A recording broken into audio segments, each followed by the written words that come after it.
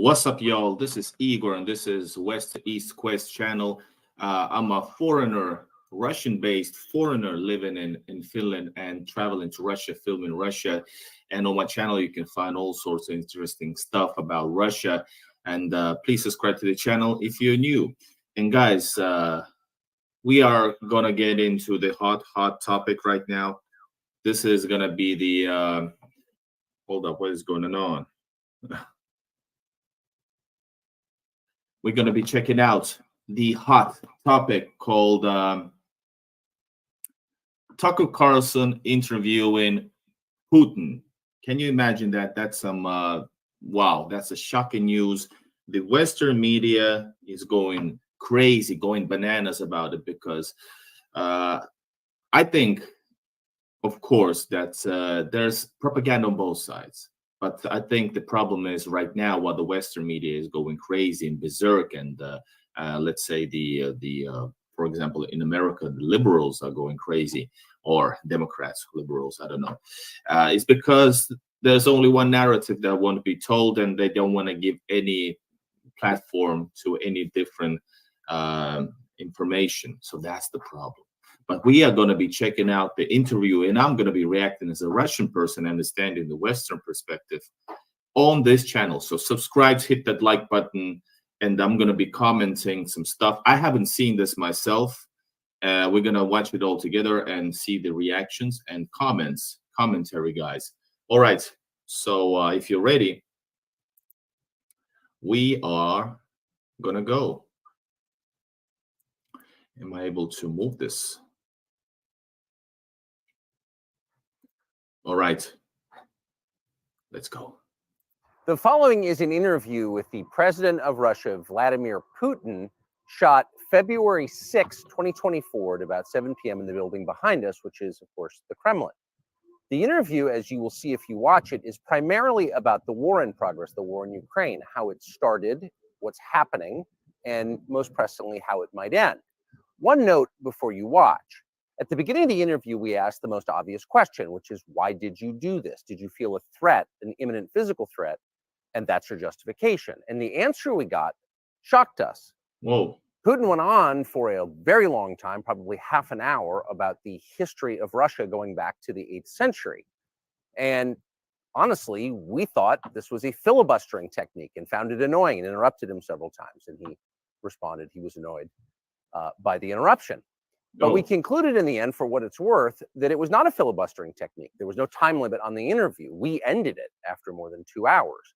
Instead, what you're about to see seemed to us sincere, whether you agree with it or not. Vladimir Putin believes that Russia has a historic claim to parts of Western Ukraine.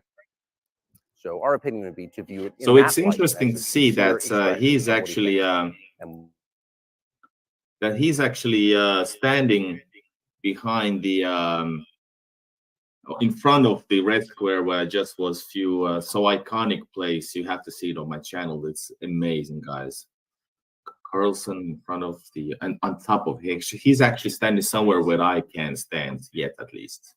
A quote, surprise attack on our country. And to American ears, that sounds paranoid. Tell us why you believe the United States might strike Russia out of the blue. How did you conclude that? It's not that America, the United States, was going to launch a surprise strike on Russia. I didn't say that. Are we having a talk show or a serious conversation? Here's the quote. The classic laugh of it's a formidable serious. The classic laugh of Tucker. Because your basic education is in history, as far as I understand. Yes. So if you don't mind, I will take only 30 seconds or 1 minute to give you a short reference to history. All right, we're not going to go into the, I know that there's a long period of history lecture by Putin, and which is already read in the Western media, that it was, where did Ukraine come from? It was attacked by, like, oh, going on about history. The Russian state started gathering but itself we're going to go into the to the more interesting and it is part. considered to be right, just making sure the vocals work, sorry. And we're gonna jump into hold up, here it is. to the NATO expansion part.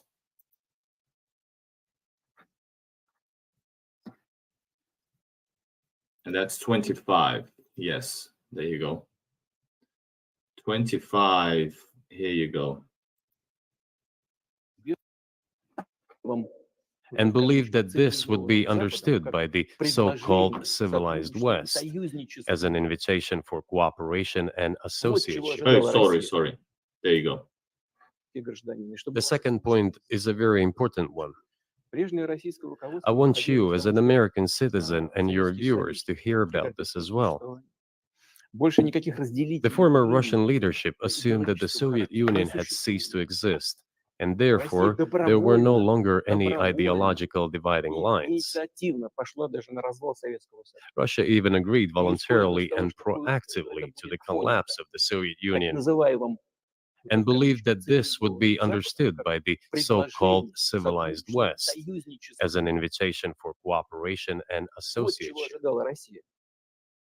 That is what Russia was expecting, both from the United States and the so-called collective West as a whole. There were smart people, including in Germany, Egon Bahr, a major politician. So yeah, this is something that I know of, is that it was expected time to be different, and this is something that has been continuously brought up, that Russia wanted to be part of the Western coalition, if you might, or what's the word, and it was ready for it, but something changed. We're going to get into that now. Something changed around 2000s when obviously Russia wasn't welcome, let's put it like this, and of course the directions started to evolve. And I don't know why it's so hard for the people in the West to understand this part, because I usually hear and people say this, like, shrug it off as if it's like some BS. This is definitely something that I think like is a legitimate opinion, point of view. All right, let's continue. Of the Social Democratic Party, who insisted in his personal conversations with the Soviet leadership on the brink of the collapse of the Soviet Union, that a new security system should be established in Europe.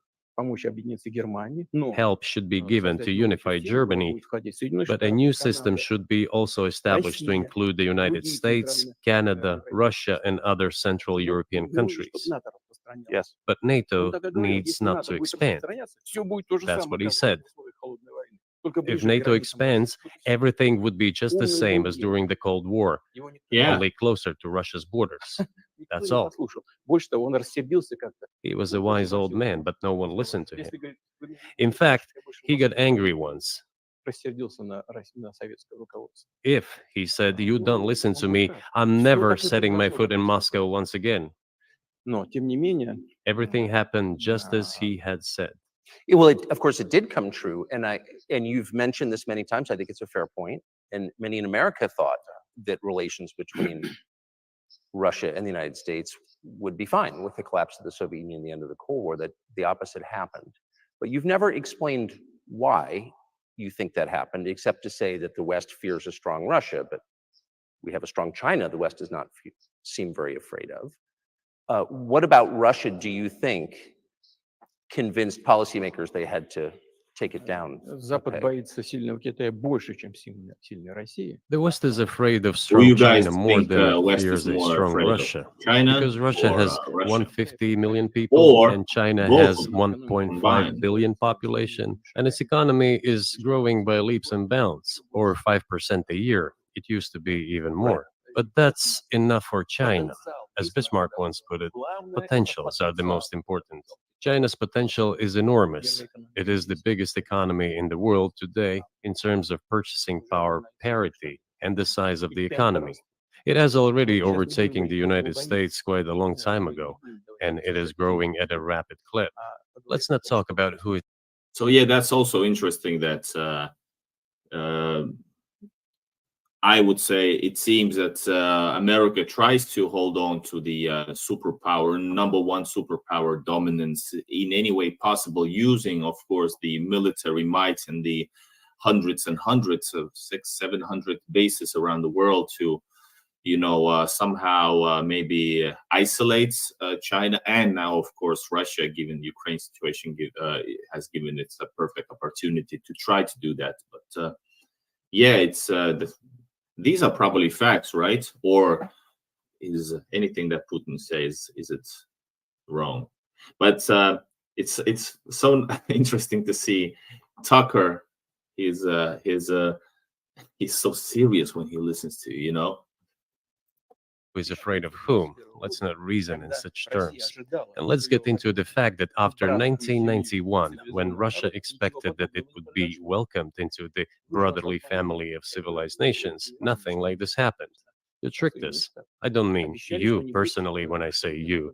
Of course, I'm talking about the United States. The promise was that NATO would not expand eastward, but it happened 5 times. There were 5 waves of expansion. We tolerated all that. We were trying to persuade them. We were saying, please don't. We are as bourgeois now as you are. We are market economy and there's no communist party power. Let's negotiate. Moreover, I have also said this publicly before. There was a moment when a certain rift started growing between us. Before that, Yeltsin came. The translation was certain rifts, but he said actually a black cat crossed the road or something like that, or gray cat. I think he said gray cat. Interesting difference, right? Something no, you will not hear anywhere else except on West to East Quest channel, guys. Subscribe. Came to the United States. Remember, he spoke in Congress and said the good words. God bless America. Everything he said were signals. Let us in. Remember the developments in Yugoslavia before the Yeltsin was lavished with praise? As soon as the developments in Yugoslavia started, he raised his voice in support of Serbs, and we couldn't but raise our voices for Serbs in their defense. I understand that there were complex processes underway there. I do. But Russia could not help raising its voice in support of Serbs, because Serbs are also a special and close to us nation, with Orthodox culture and so on. It's a nation that has suffered so much for generations. Well, regardless, what is important? It's interesting that now actually with all this happening that I think European Union has started pressurizing Serbia to make a choice, which is once again disruptive and dangerous path, trying to get all the Russian allies or friends to choose sides. And of course, usually it's much more, it seems much more beneficial to be part of European Union, but you cannot be both. That's what they're trying to do, and that's what is actually scary. And same thing maybe, it's happening all around the post-Soviet countries, little by little, and now Serbia's turn. It's dangerous. That's what I'm saying, guys. Important is that Yeltsin expressed his support. What did the United States do? In violation of international law and the UN Charter, it started bombing Belgrade. It was the United States that let the genie out of the bottle. Moreover, when Russia protested and expressed its resentment, what was said? The UN Charter and international law have become obsolete. Now everyone invokes international law, but at that time they started saying that everything was outdated. Everything had to be changed. Indeed, some things need to be changed, as the balance of power has changed. It's true, but not in this manner. Yeltsin was immediately dragged through the mud, accused of alcoholism, of understanding nothing, of knowing nothing. He understood everything, I assure you. Well, I became president in 2000. I thought, okay, the Yugoslav issue is over, but we should try to restore relations. Let's reopen the door that Russia had tried to go through. And moreover, I said it publicly, I can reiterate. At a meeting here in the Kremlin with the outgoing President Bill Clinton, right here in the next room, I said to him, I asked him, Bill, do you think if Russia asked to join NATO, do you think it would happen? Suddenly he said, it's interesting. I think so. But in the evening, when we met for dinner, he said, I've talked to my team. No, it's not possible now. You can ask him. I think he will watch our interview. He'll confirm it. I wouldn't. Wow, that's some interesting stuff, actually. Wow. And yes, my understanding is NATO needs an enemy, and the reason it's existed was Russia, and it was Russia even without being the threat to NATO, because they had to remain somehow like active. So that's why NATO actually just expanded instead of stopping its activity. So that's one of the problems that leading to this current situation, I think, and politically speaking. That's interesting. We need to ask Bill. Bill, did you say that? And who was the whisperer in your ear? I don't know who. Some secrets people in real power behind the president, telling him, no, we need Russia to be our enemy or future enemy. I don't know. Wouldn't have said anything like that if it hadn't happened. Okay. Were you It's sincere? impossible now. Would you have joined NATO? Look, I asked the question, is it possible or not? And the answer Yes. I got was no. If I was insincere in my desire to find out what the leadership position was, But if he had said yes, would you have joined NATO?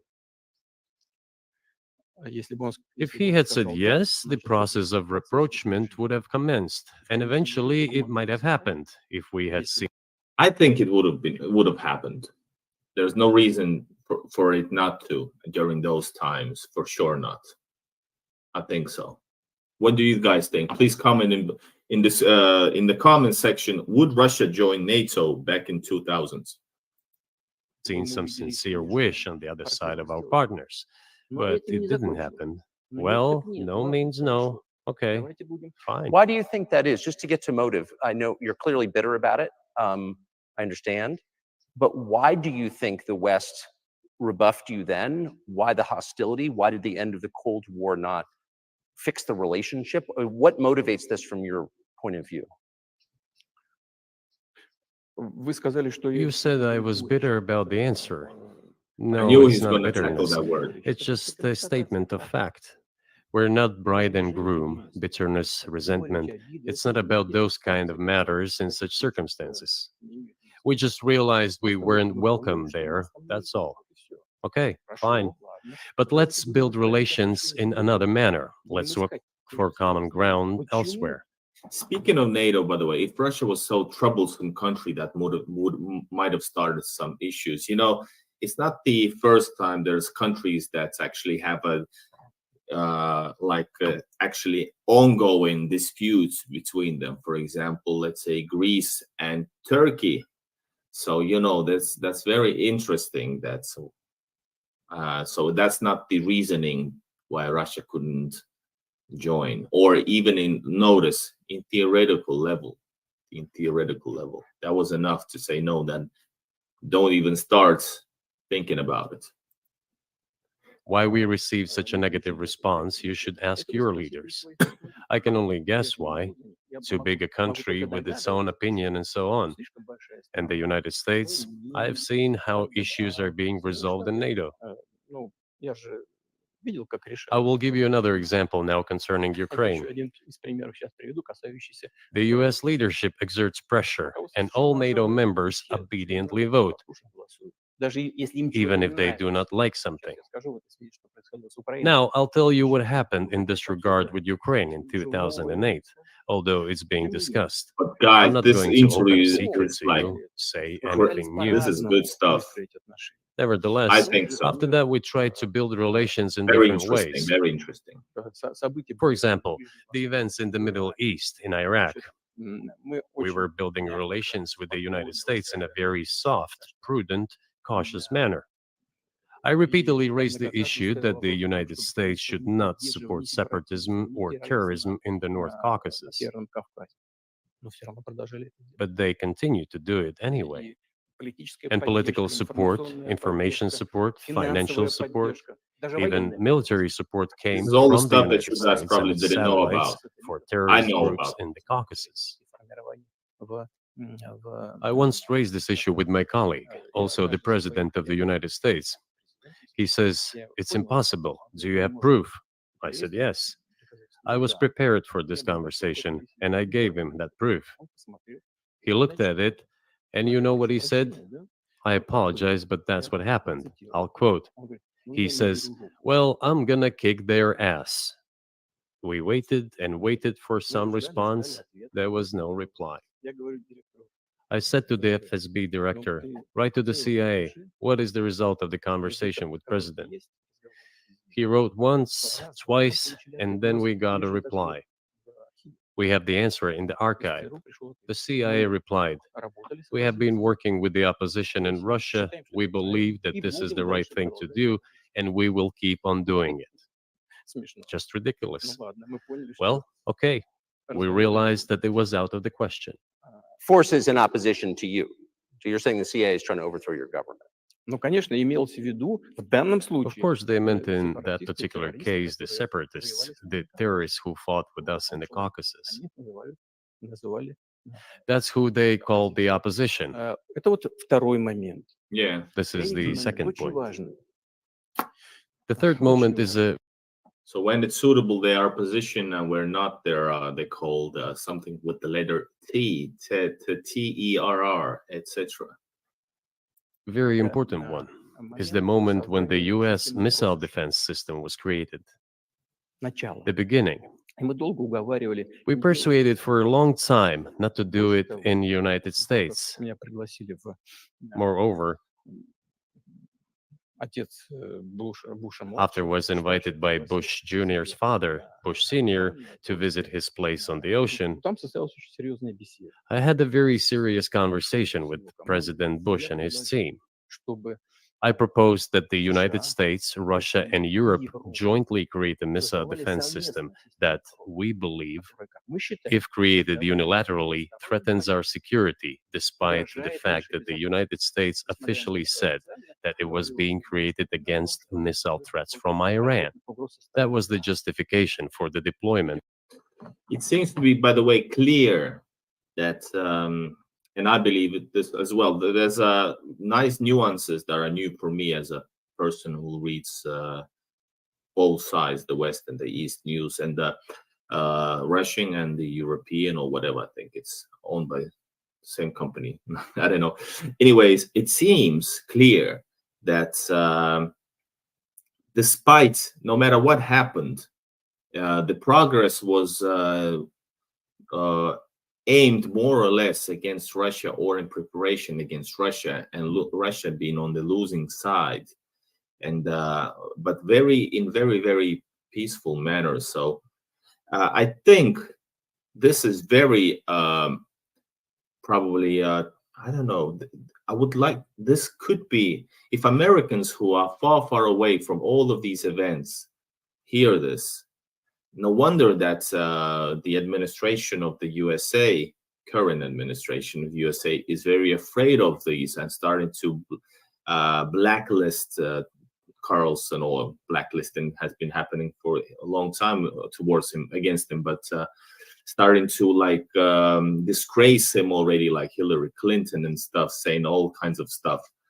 And I think this is for some, this is dangerous information, especially when a lot of this is probably undisputable, or just fought against just with some propaganda, which is, because of course this cannot be true, right? Of course it can be true. It has to be, it has to be lies, right? Like always, they say. That's why they don't want to hear anything on this platform. And Carlson said that he's a journalist, even though they say he's not a journalist in the West now, because he speaks the certain information that is not regarded as useful for some. So he's sharing information no matter what he believes in. And this is clearly interesting, guys, right? You guys are watching this. I am watching this. Millions of this is watching this. Let's see if anything will happen in people's minds. Of the missile defense system. I suggested working together, Russia, the United States, and Europe. They said it was very interesting. They asked me, "Are you serious?" I said, "Absolutely." Let me ask, what year was this? I don't remember. It is easy to find out on the internet when I was in the USA at the invitation of Bush Sr. It is even easier to learn from someone I'm going to tell you about. I was told it was very interesting.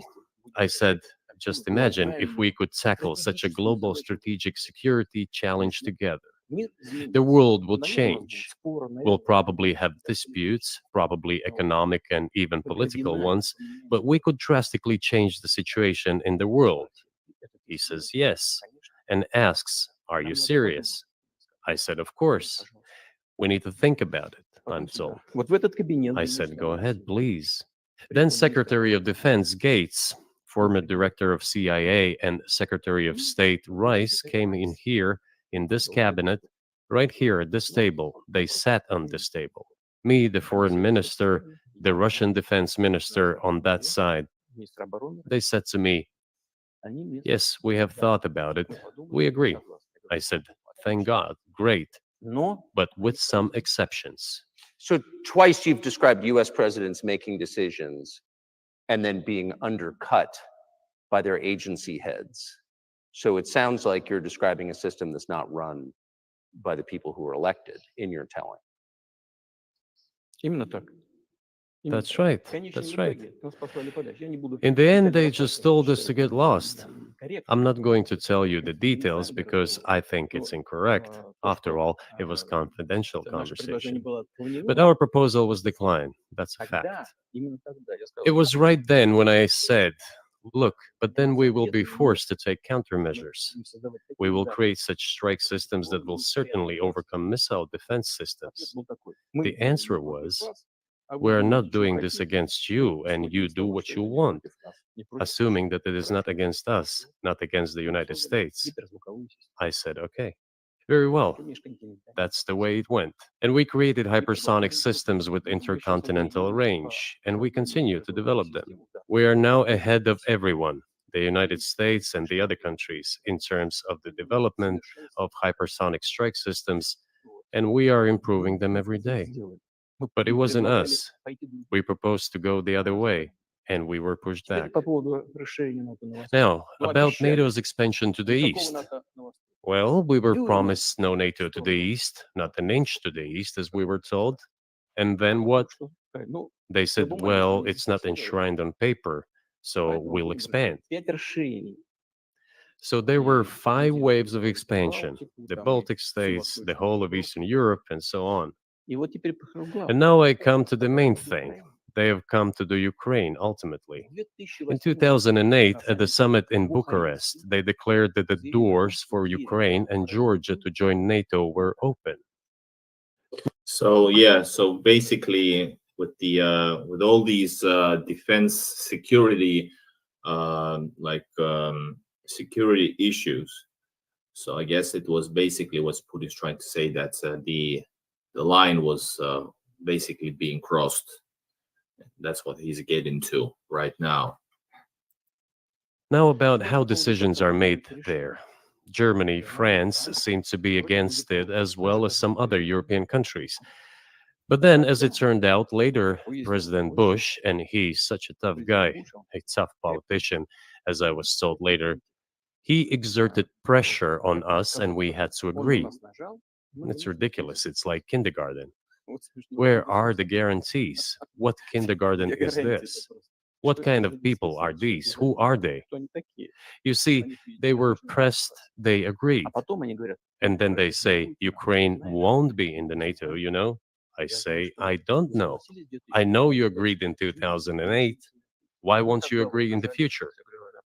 Well, they pressed us then. I say, why won't they press you tomorrow? And you'll agree again. Well, it's nonsensical. Who's there to talk to? I just don't understand. We're ready to talk, But with whom? Where are the guarantees? None. So they started to develop the territory of Ukraine. Whatever is there, I have told you the background, how this territory developed, what kind of relations there were with Russia. Every second or third person there has always had some ties with Russia. And during the elections in already independent, sovereign Ukraine, which gained its independence as a result of the Declaration of Independence. And by the way, it says that Ukraine is a neutral state, and in 2008, suddenly the doors or gates to NATO were open to it. Oh, come on. This is not how we agreed. Now, all the presidents that have come to power in Ukraine, they relied on electorate with a good attitude to Russia in one way or the other. This is the southeast of Ukraine. This is a large number of people. And it was very difficult to dissuade this electorate, which had a positive attitude. If the Americans, who actually, most of the people who don't know where Ukraine even is on the map, or how big it is, or will find out and hear this and find out the backstory to this. I'm not saying that everything is probably is 100% as universally agreed on as historically. I skipped the historical part, for example, but I wonder what are the actions and what's the what will change in the Americans' point of view when they hear about this, because right now, since just like in the West, there's of course a huge like attack against Russia on all levels, but nobody speaks about the backstory. But in any case, any war is wrong. So let's not. I'm not getting into that at all. But I'm saying just nobody has heard this, and will it change? I don't know. I'm just being here as a observant. Attitude towards Russia. Viktor Yanukovych came to power, and how? The first time he won after President Kuchma, they organized a third round, which is not provided for in the constitution of Ukraine. This is a coup d'etat. Just imagine, someone in the United States wouldn't like the outcome. In 2014? Before that. No, this was before that. After President Kuchma, Viktor Yanukovych won the elections. However, his opponents did not recognize that victory. The US supported the opposition, and the third round was scheduled. What is this? This is a coup. The US supported it, and the winner of the third round came to power. Imagine if in the US something was not to someone's liking, and the third round of election, which the US Constitution does not provide for, was organized. Nonetheless, it was done in Ukraine. Okay, Viktor Yushchenko, who was considered a pro-Western politician, came to power. Fine, we have built relations with him as well. He came to Moscow with visits. We visited Kiev. I visited too. We met in an informal setting. If he's pro-Western, so be it. It's fine. Let people do their job. The situation should have developed inside the independent Ukraine itself. As a result of Kuchma's leadership, things got worse, and Viktor Yanukovych came to power after all. Maybe he wasn't the best president and politician. I don't know. I don't want to give assessments. However, the issue of the association with the EU came up. We have always been lenient to this. Suit yourself. But when we read through the Treaty of Association, it turned out to be a problem for us, since we had a free trade zone and open customs borders with Ukraine, which under this association had to open its borders for Europe, which would have led to flooding of our market. We said, no, this is not going to work. We shall close our borders with Ukraine then. The customs borders, that is. Yanukovych started to calculate how much Ukraine was going to gain, how much to lose, and said to his European partners, I need more time to think before signing. The moment he said that, the opposition began to take destructive steps, which were... Wow, I didn't know about this. I didn't know about the customs and trading zone thing.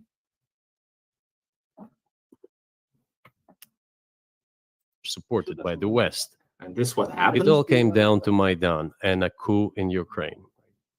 So he did more trade with Russia than with the EU. Of course. Ukraine did. Ну, Of конечно. course. Ну, конечно, конечно. Of course. It's not even the matter of trade volume, although for the most part it is.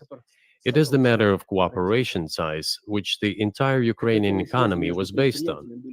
The cooperation ties between the enterprises were very close since the times of the Soviet Union.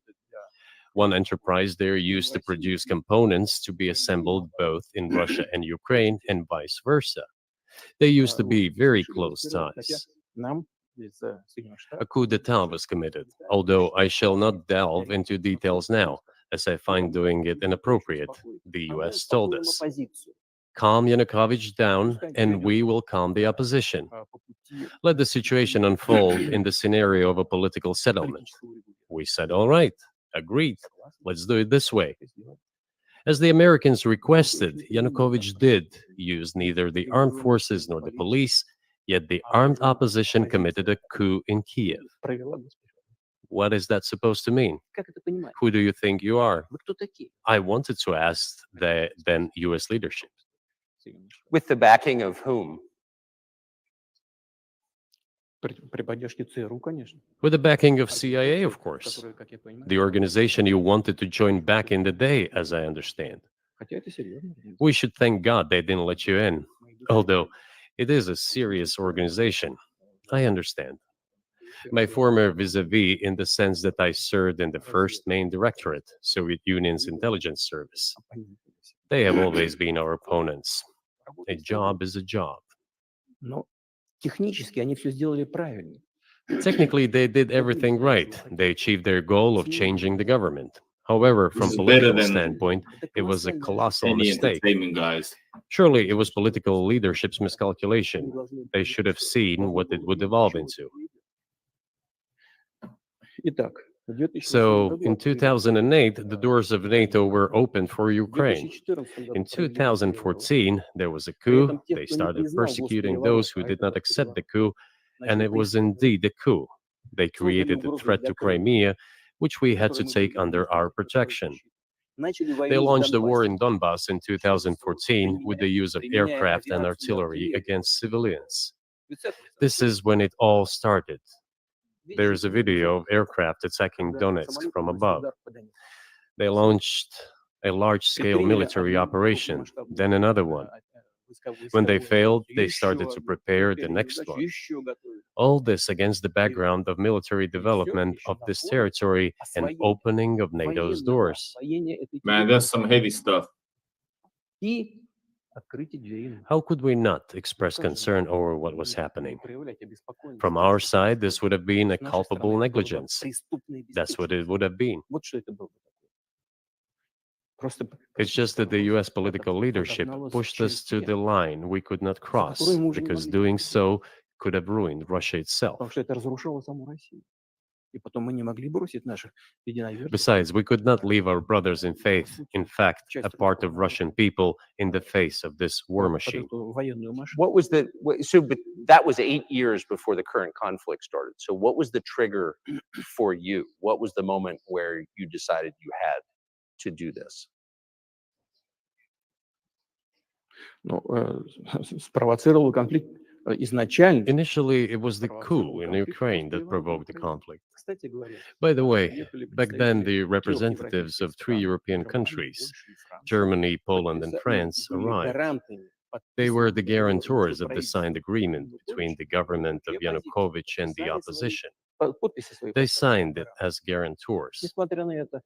Despite that, the opposition committed a coup, and all these countries pretended that they didn't remember that they were guarantors of the peaceful settlement. Никто не вспоминает They just Crazy threw it in the world, stove guys. right away, and nobody recalls that. этот договор между I don't know if the US know anything about the agreement between the opposition and the authorities. вернуть всю and its three guarantors who, instead of bringing this whole situation back in the political field, supported the coup.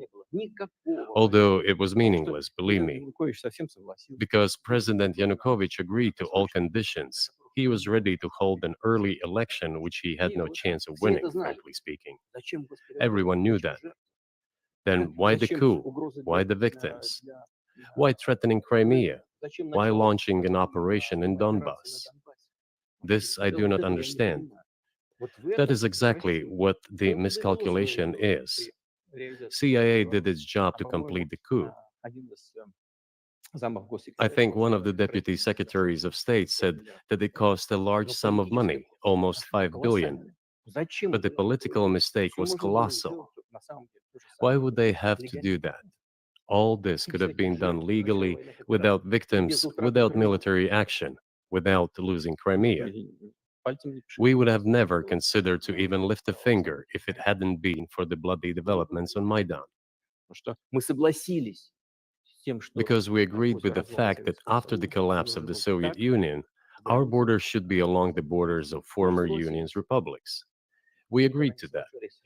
But we never agreed to NATO's expansion, and moreover, we never agreed that Ukraine would be in NATO. All right, guys, let's skip to now we're gonna skip to the peaceful solution. That's getting too intense, guys. We're gonna skip to the peaceful solution. Is there a peaceful solution or not? Let me know. Mr. Carlson, we agreed on that. This, it turns out, can be done during the negotiation process. And there's nothing humiliating for Ukraine as a modern civilized state. Is any state allowed to promote Nazism? It is not, is it? That is it.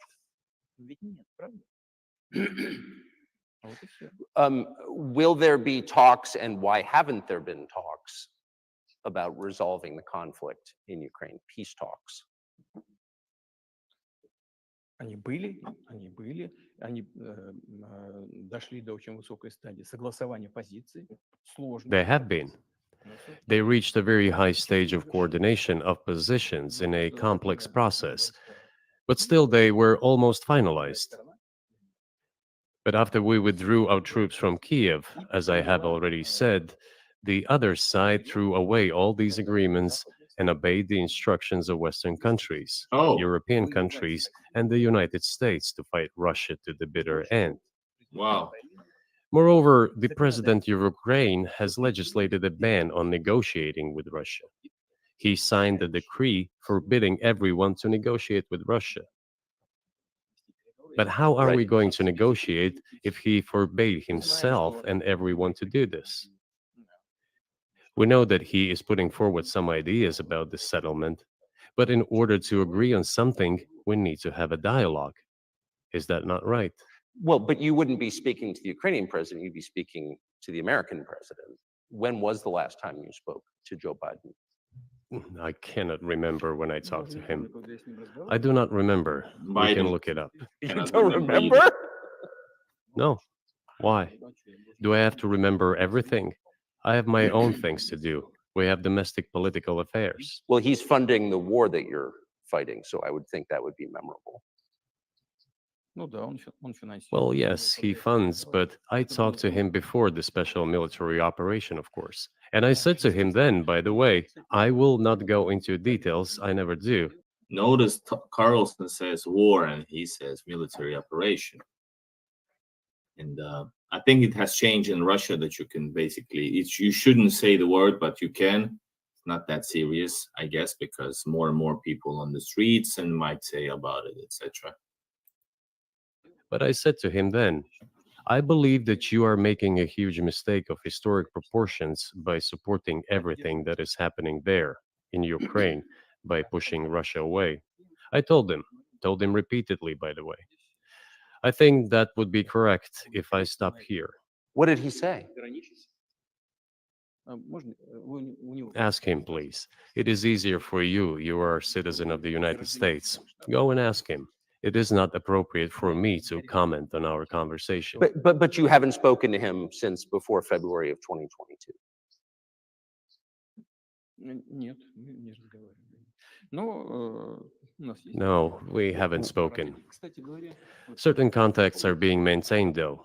Speaking of which, про мое предложение. do you remember what I told you about my proposal to work together on a missile defense system? Yes. Mhm. Да. Вот можно спросить у всех. Они же You все can ask здоровы, all of живы, them. здоровы. All of them are safe and sound, thank God. Бывший президент. The former president, Condoleezza, is safe and sound. And I think Mr. Gates and the current director of the intelligence agency, Mr. Burns, the then ambassador to Russia, in my opinion, are very Yes. successful ambassador. Они все свидетели этих услуг. They were all witnesses to these conversations. То же самое. Ask them. Интересно, что ответил. I Same think this is here. the year of If you are interested whistleblowing, in what Mr. It's like, President Biden responded to Cat me, Williams. ask him. and this same At on any rate, political level. I talked to him about it. I'm definitely interested, but from the outside, it seems like this could devolve or evolve into something that brings the entire world into conflict and could initiate a nuclear launch. And so why don't you just call Biden and say, let's work this out? А что решить? Все очень. What's there to work out? It's very simple. I repeat, Есть контакты по линии там различных. we have contacts through various agencies. Я вам скажу, что мы говорим на эту тему. I will tell you what we are saying on this matter and what we are conveying to the US leadership. If you really want to stop fighting, you need to stop supplying weapons. It will be over within a few weeks. That's it. Тогда можно договориться. And then we can agree on some terms. Before you do that, Что проще? stop. В чём? What's easier? Why would I call him? Или What should I talk to him about? Or beg him for what? And what вы messages do you собираетесь get back? поставить такое-то оружие на Украину? You're going to deliver such and such weapons to Ukraine? Oh, I'm afraid. I'm afraid. Please don't. What is there to talk about? Do you think NATO is worried about But I this? have to say, the talk is very, I don't know, somehow human, like a man-to-man kind of talk, even though Putin is it's Putin, the president, etc. But and Carlson is very courageous. What's the word? Courteous. And but it's still somehow very it's not tense at all, which is good for us viewers. So I'm really, I find this very interesting. The details, the stuff he says is like understandable, or I knew about them and read about them in the Russian news or etc. And but it is somehow very, very interesting, guys. Wow. This becoming a global war or a nuclear conflict? I hope not, man. Oh wow. Hope not. At least that's what they're talking about. And they're trying to intimidate their own population with an imaginary Russian threat. This is an obvious fact. And thinking people, not Philistines, but thinking people, analysts, those who are engaged in real politics, just smart people, understand perfectly well that this is a fake. раздувается. They're trying to fuel the Russian threat. The threat I think you're referring to is a Russian invasion of Poland, Latvia, expansionist behavior. Yeah, that's I have to say that's reading, being in the West and reading all this garbage. It is definitely pushed into your mouth, into your ears, and into your gut like this. You must do. We all have to go all the way till the end because otherwise, this is fact. This is how they tell stories nowadays in the West, for sure. I agree. Can you imagine a scenario where you sent Russian troops to Poland? Только в одном случае со стороны. Only in one case, if Poland attacks Russia. Why? Поэтому Because we have no interest in Poland, Latvia, or anywhere else. Why would we do that? We simply don't have any interest. It's just threat mongering.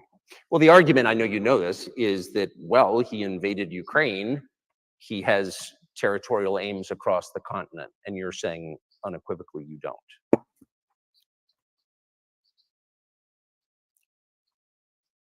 Абсолютно, это абсолютно исключено.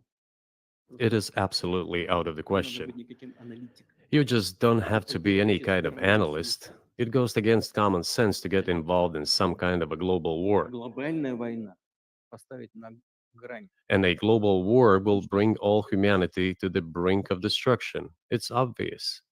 Вот. И есть, конечно, средства. There are certainly means of deterrence. They have been scaring everyone with us all along. Tomorrow, Russia will use tactical nuclear weapons. Tomorrow, Russia will use that. No, the Every day day after there's something tomorrow. new that they come So up what? with to maintain your interest in or in the threat of Russia In order to in the West. extort additional money from US taxpayers and media. European taxpayers in the That's the confrontation with garbage I Russia have to see in the every now and then. Ukrainian theater of war. The goal is to weaken Russia as much as possible. One of our senior United States senators from the state of New York, Chuck Schumer, said yesterday, I believe, that we have to continue to fund the Ukrainian effort, or US soldiers, citizens could wind up fighting there. How do you assess that?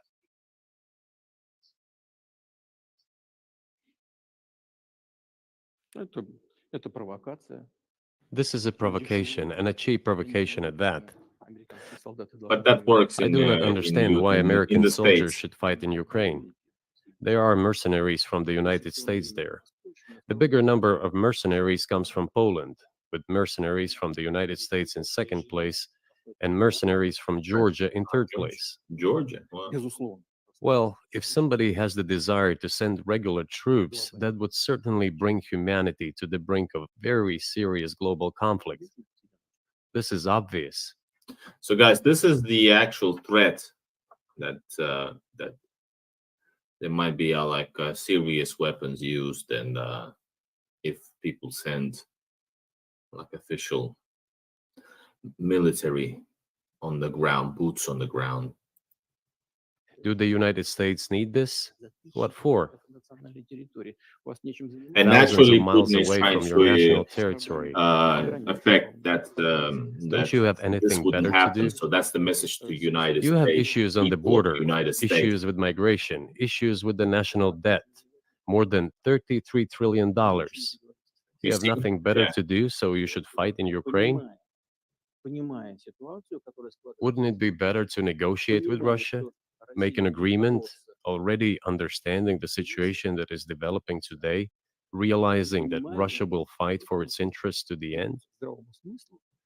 And realizing this, actually return to common sense, start respecting our country and its interests, and look for certain solutions. Это гораздо умнее. It seems to me that this is much smarter and more rational. Who blew up Nord Stream? Whoa. You for sure. I was busy that day. 100%. Nate, do you have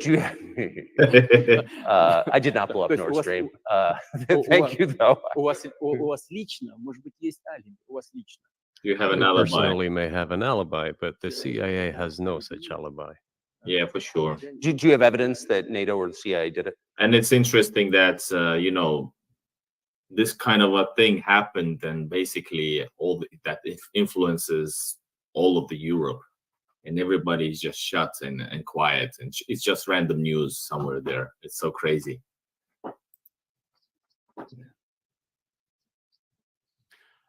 Знаете, я не You know, I won't get into details, but people always say in such cases, look for someone who is interested. But in this case, we should not only look for someone who is interested, but also Funny for enough, someone even who has Russia was capabilities. Because there accused may be first many people about this interested, crazy but not stuff. all of them It's are so crazy capable of world. Oh sinking my to the God. bottom of the Baltic Sea and carrying out this explosion. These two components should be connected. Who is interested and who is capable of doing it? But I'm confused. I mean, that's the biggest act of industrial terrorism Exactly. ever. And it's the largest emission of CO2 in history. Okay, so if you had evidence, and presumably given your security services, your intel services, you would, that NATO, the US, CIA, the West did this, why wouldn't you present it and win a propaganda victory? В войне пропаганды очень сложно. In the war of propaganda, it is very difficult to defeat the United States. because the United States controls all the world's media and many European media. The ultimate beneficiary of the biggest European media are American financial institutions. Don't you know that? So it Tucker is knows that. possible to get involved in this work, but it is cost prohibitive, so to speak. We can simply shine the spotlight on our sources of information, and we will not achieve results. It is clear to the whole world what happened, and even American analysts talk about it directly. It's true. Yes, but here's a question you may be able to answer. You worked in Germany, famously. The Guys, Germans clearly know that their NATO. this is super interesting. Don't you agree? I think this is super interesting. This is the first part of the interview. If you guys like the video, we can do another one. The second part, well, yeah, second part, we are approximately in the middle of the interview. This was super interesting. This is shocking interview because nobody expected that, right? And this might actually have influence on the world, which is supposed to, that's what journalism is supposed to do. All right, this is West to East Quest. I'm Igor, and subscribe to the channel if you find this interesting. I'm going to be reacting to another video later on, I hope. More videos about life in Russia coming up on my channel. You're free to watch them, subscribe, and see you guys in the next video. Let's hope the world becomes a better place. All right, take care, guys. Bye-bye.